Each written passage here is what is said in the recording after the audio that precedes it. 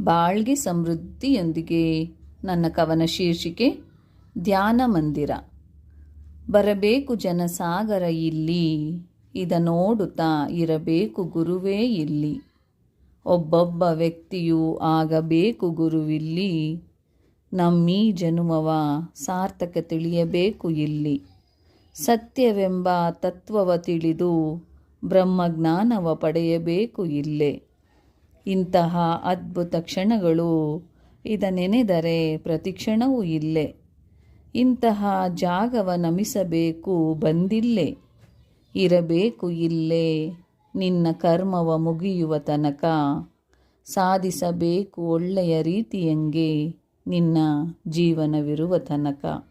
ಸಮಾಜದೊಂದಿಗೆ ಜೀವಿಸಬೇಕು ಸಾಮರಸ್ಯದ ಧಾರ್ಮಿಕತೆಯಂತೆ, ಜೀವನದ ಉದ್ದೇಶವರಿಯುವ ತನಕ.